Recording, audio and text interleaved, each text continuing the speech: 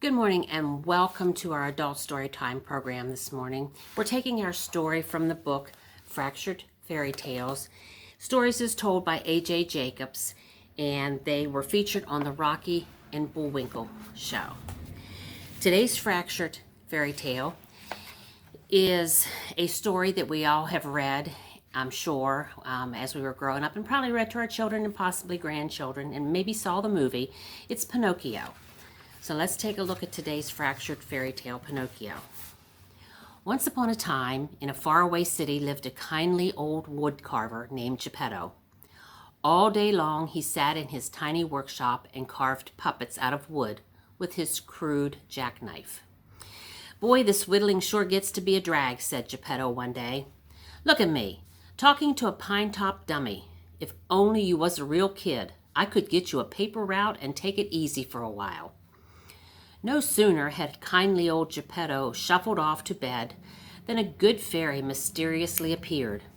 The fairy figured that kindly old Geppetto deserved better and decided to grant him his wish. She tapped the puppet on the head and poof! It sprang to life. "Ugh," groaned the puppet, "do I need a cup of joe? Hey, who are you?" "I'm the good fairy you just brought to life," said the fairy. "Yeah, but look at me. I'm still wood. I want to be a real boy."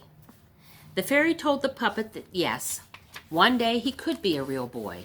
But as always, there was a catch. The puppet had to perform a brave deed. With that, the fairy mysteriously disappeared, and the puppet ran to wake Geppetto and tell him the good news. "Hey, kindly old Geppetto," said the puppet, shaking the wood carver awake. "Whatever you're selling, I don't want it," grunted Geppetto. No, it's me, the puppet you carved. The good fairy brought me to life." Geppetto bolted up, clicked his heels, and shouted, "Yabba dabba doo," which is Italian for hooray. "Oh, I'm so happy. A talking puppet with no strings.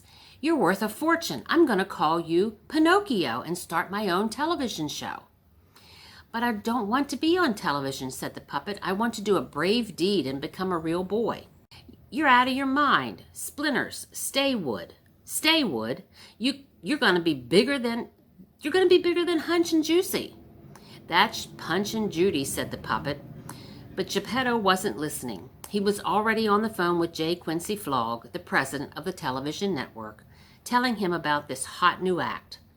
Flogg loved the concept, and after 36 focus groups, 22 studies, and 158 meetings, he boldly agreed to give Geppetto a show.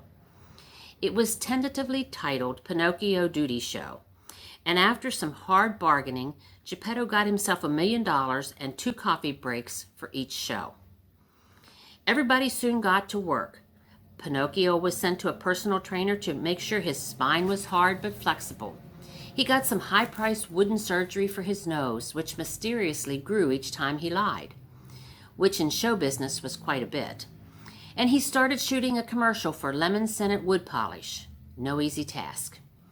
"Take it from the top," yelled Geppetto on the commercial set. "But kindly old Geppetto," sighed Pinocchio, "I've already done that commercial 50 times. "Hey, knothead, you know what this is?" asked Geppetto, holding up a piece of paper. "It's paper." "That's right," said Geppetto, "and you know what it's made of?" "Wood." "That's right again. Now you want to wind up as a big brown roll in a butcher shop?" "No, sir," said Pinocchio. "Okay then, let's see that soft smile and the hard sell." Finally, all was in readiness for the big show. Backstage, Pinocchio sat in his chair, his makeup artist applying a little varnish. The director approached him. "Don't worry, Pinocchio," he said. "If you forget your lines, you can always look at the cue cards." Pinocchio shrugged his shoulders. He didn't need any cue cards, he said. He knew his part. Now who should overhear this but J. Quincy Flogg, the president of the network? He was stunned. A TV star not using idiot cards? Why, that's the bravest thing I've ever heard of. It was quite brave. In fact, it was such a brave deed that the mere thought of it instantly turned Pinocchio from a wood puppet into a real boy. But as soon as that happened, the network canceled the show. Geppetto tried to sell his idea to Disney as a nice family movie, but Disney couldn't care less. Geppetto and Pinocchio found themselves penniless and on the street. Just then the good fairy appeared again. "Oh, I love happy endings," she said. "Finally, Pinocchio's a real boy and he can be your son and live with you forever." "You're off your head," shouted Geppetto. "I want to be lonely. I don't like kids. I'm leaving." Geppetto sulked off to his workshops, where he made hundreds and hundreds of other puppets, hoping that one would come to life again someday, which never happened. The good fairy comforted the little boy. "Let him go. You see, he isn't your real father at all. That's your real father." She pointed at J. Quincy Flog, the head of the network. Pinocchio was overjoyed to find his real father at last, and Flog was happy too. He was so happy he gave his son a starring role in the nighttime soap opera Faraway Hamlet 90210, even though he had minimal acting skills. And that is today's story, our fractured fairy tale, Pinocchio. We're glad you joined us. Till next time, stay healthy, be safe, and have a wonderful week.